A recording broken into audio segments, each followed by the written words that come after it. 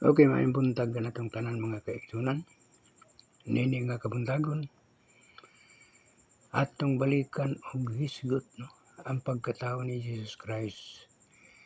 Daan na kining gitagna, no? Ni Isaias. O gani pinaagi sa maong mga manalagna. Nahibawan sa mga hari sa Judea. Nga mataw ang hari sa mga Hudiyo. Hari sa mga hari, no? Sa mga Hudiyo.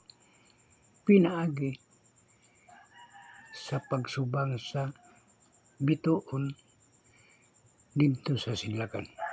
So okay, damgangan na atong pagasugdan. Sa Mateo 2, versikulo 1. And when Jesus was born in Bethlehem of Judea in the days of Herod the king, behold, there came wise men from the east to Jerusalem. No?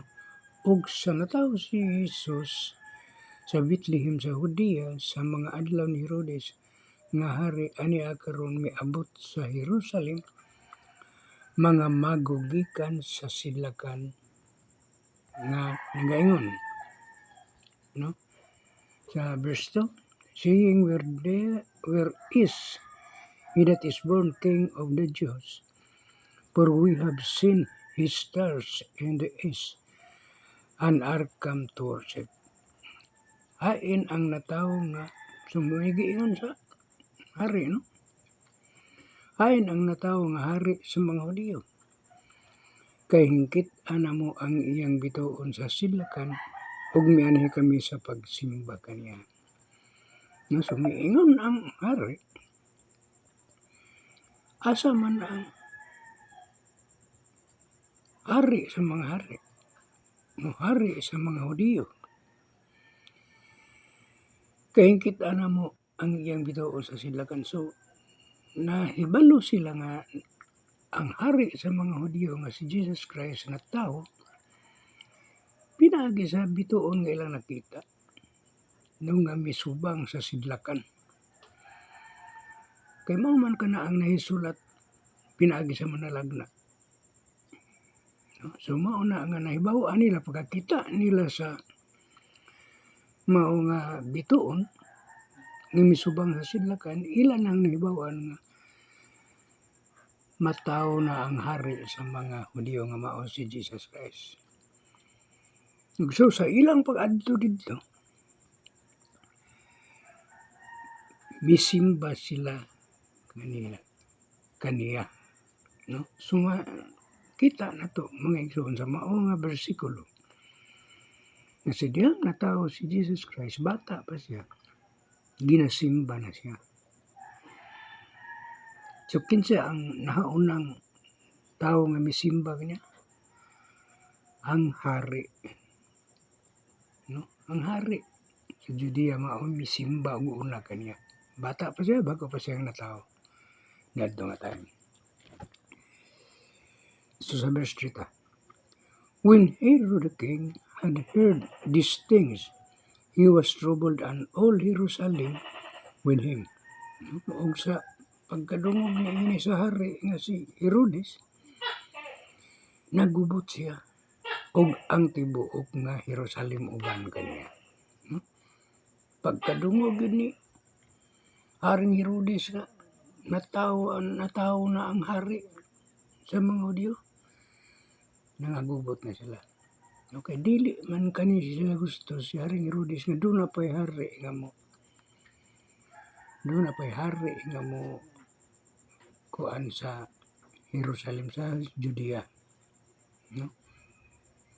Dili na siya gusto nga mailisan ang iyang pagkahari. Dili siya gusto nga doon na pa'y laing hari nga murin mulingkod niadto nga time. No? Verse 4 ta. And when he had gathered all the chief priests and scribes of the people together, he demanded of them where Christ should be born. Og sa gipatigom niya ang mga tanang mga punuan sa mga saserdote o mga eskriba, Sa lungsod siya nangutana kanila kung hain na tao si Kristo. No? Si Herodes nangutana na kung hain na tao si Kristo. So, ilan ang nahibaw-an di ay? So, wala pa matao si Kristo, nahibaw-an na nila nga naay kami nga matao nga ginganlan og Kristo kay nganong nakahibalo man sila nganong ingon man si Herodes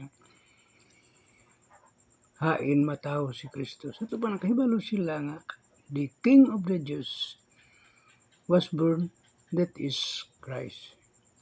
No? So muna nga ilan nang na hibaw-an nga nitawo na ang hari sa mga Hudiyo.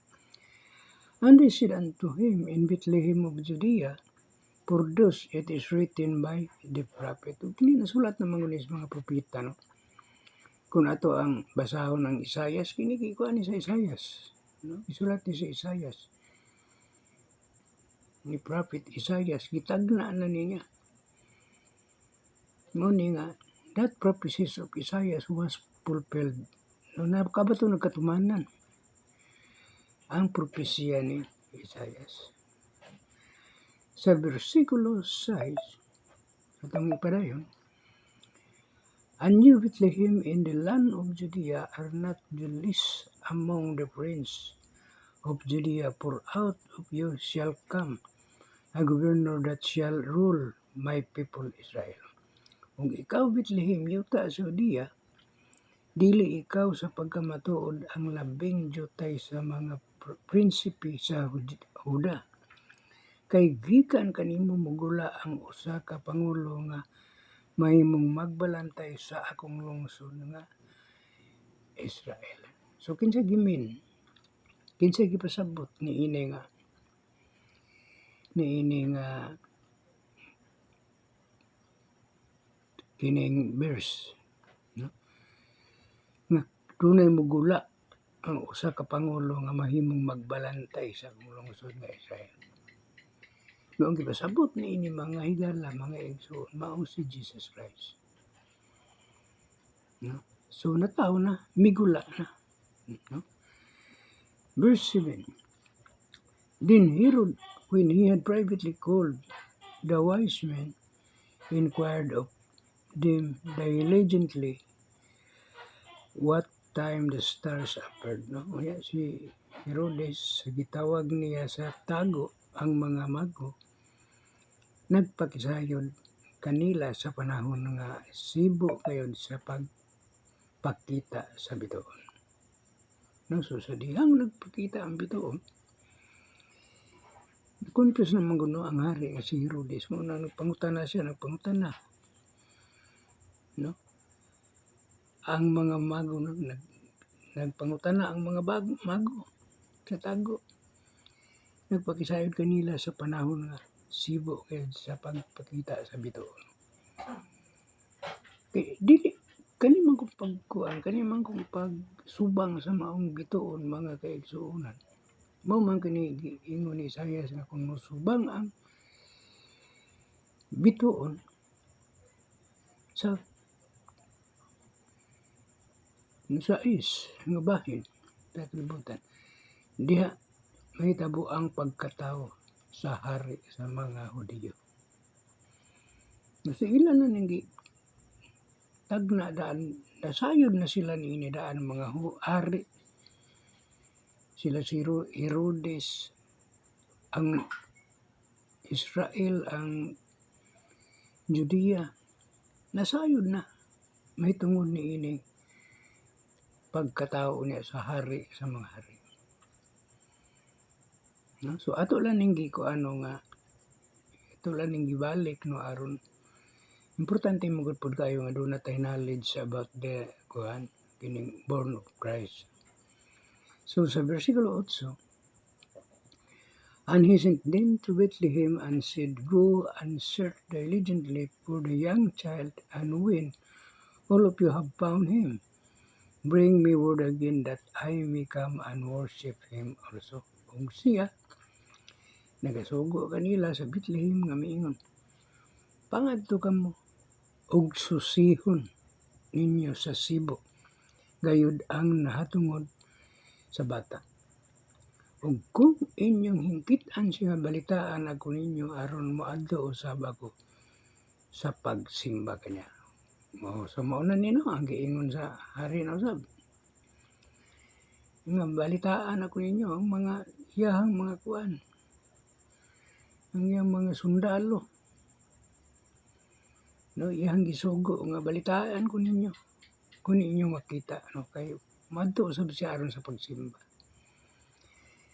So daghang nagtinguha sa pagkatawo ni Jesus Christ nga simbahon siya.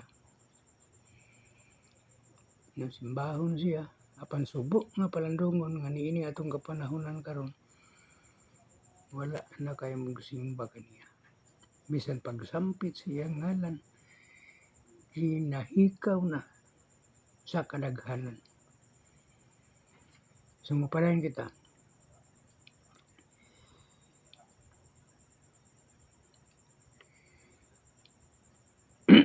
When they had heard the king, they departed, and the stars which they saw and the ace went before them till it came and stood over where the young child was. No? Sa verse 9, no? Ug sila sa pagdungog nila sa hari, nanlakat og aniya karon ang bituon nga ilang hingkit-an sa sidlakan nagauna kanila hangtod miabot ug mihulong kini sa ibabaw diin nahimutang ang bata. So ang nakanindot nila sa mao nga pagkaagi mga igsoon ug mga higala sa ilang katuyuan nga makita nila ang bata nga natawo nga hari sa mga Hudyo, ang bituon gagayud nila gauna nila. Gigiyahan sila. Ug mihunong lamang usab ang bituon sa pag-moving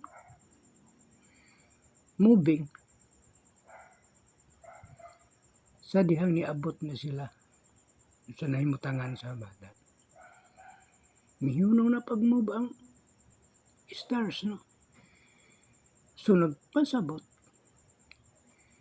nga kadtong gusto nga mutan-aw sa bata nga natawo adunay pagtugot sa kahitasan.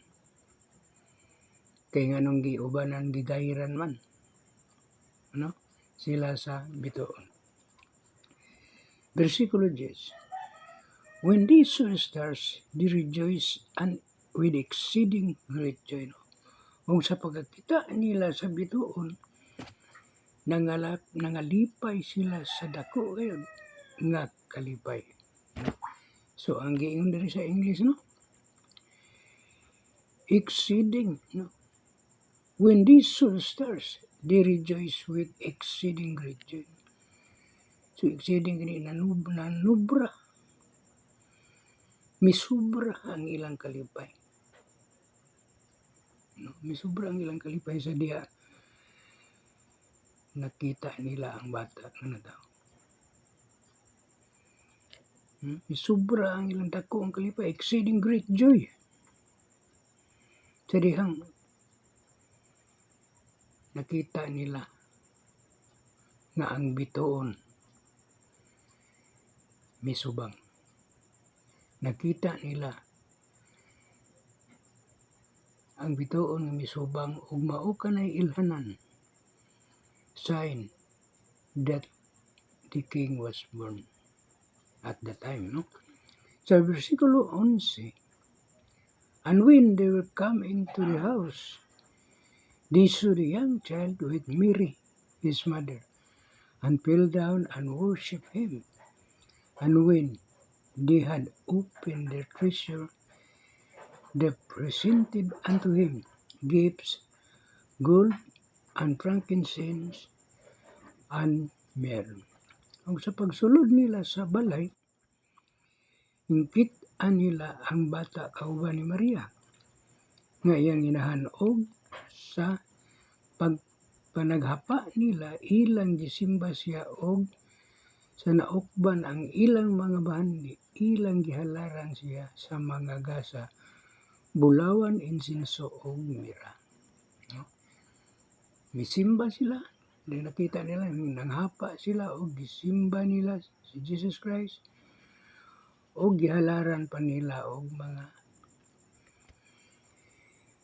gas nga bulawan, insinso ug mira. So nindot kayo mga igsoon ang pagkatao sa atong Ginoong Hesukristo, no? Okay? Bago pa gani siya natawag, ginasimba na siya. But sa dihang Jesus Christ grow older, wala na siya simbahan. Wala na gani siya tuho eh. Wala na mituon niya, di ba? Bisan pa man, naghimo siya og mga milagro, wala na siya tuho eh. So, dako kayo og kalainan mga igsoon, mga higala. Niini nga itong kapanahonan karon, misamot na. Kaya daan ang gitagna nga moabot ang panahon, magapasulabi ang kadautan sa tao. Nagana kay di na masabot nimo ang mga kinaiya sa katawhan nining kapanahonan karon. Okay mo palain kita. Versikulo 12. And being warned of God in a dream that he should not return to Herod, they departed into their own country. O sa gipamatngunan sila sa Dios, pinaagi sa damgo aron dili sila magbalik ang Herodes na mauli sila sa ilang yuta sa lain nga dalan. So ang katong gisugo ni Herodes na suginlan ninyo ako kung inyong makita ng bata.